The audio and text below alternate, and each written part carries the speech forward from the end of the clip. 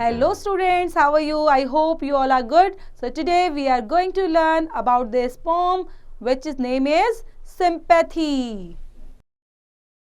So let's read about the poem. The main thought of the poem is sympathy. It is more valuable than gold.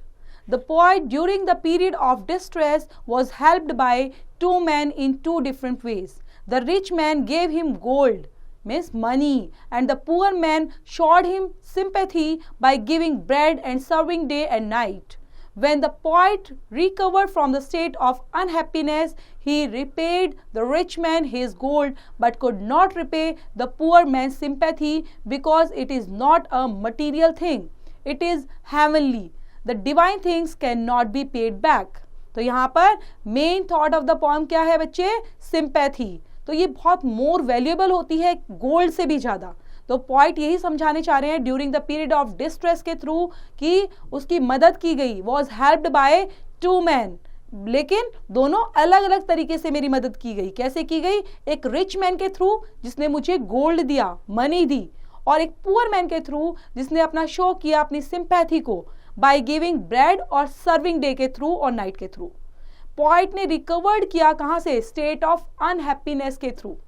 He repaid the rich man. उसने rich man को तो वापस कर दी चीजें, है ना, gold वापस कर दिया, लेकिन वो पुअर मैन की सिंपैथी को रिपे नहीं कर पाया. बिकॉज ये क्या है? कोई मटीरियल थिंग नहीं है ना. इट्स अ हेवनली, और the divine things can not be paid back. और डिवाइन थिंग्स को हम दोबारा नहीं दे सकते या किसी को रिटर्न नहीं कर सकते. So let's read. I lay in sorrow, deep distressed. My grief a proud man heard. His looks were cold, he gave me gold, but not a kindly word.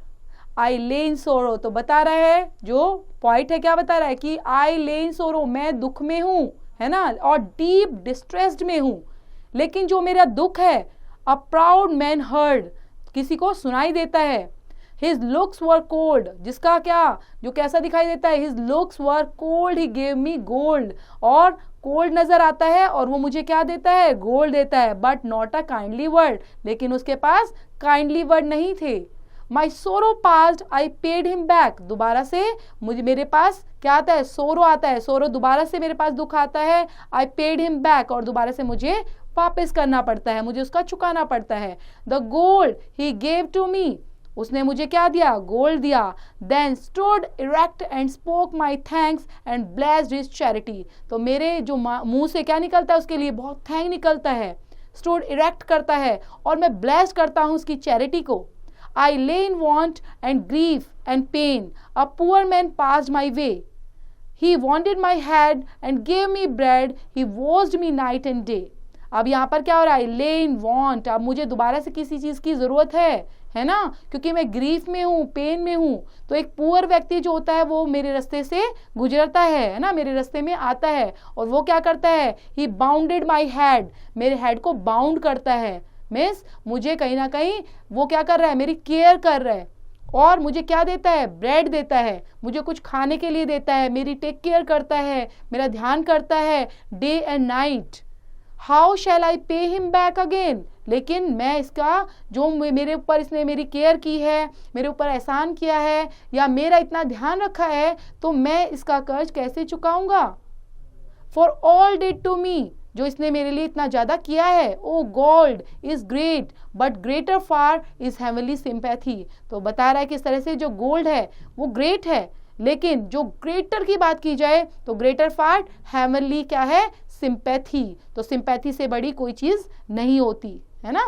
तो ये लिखी गई है बच्चे छोटी सी पोम चार्ल्स मैके के through, जिसमें बताया गया है दो चीज़ों को कंपैरिजन करके कि गोल्ड और सिंपैथी. लेकिन हायर कौन है? ग्रेटेस्ट कौन है? सिंपैथी. सिंपैथी हमेशा होनी चाहिए, है ना. किसी की टेक केयर करना, किसी का ध्यान रखना, किसी के दुख दर्द में काम आना, ग्रीफ में या फिर पेन में. सो स्टूडेंट्स, स्टोरी पढ़ेंगे, छोटी सी पोम को रीड आउट करेंगे और समझेंगे भी. Thank you students, thank you for watching.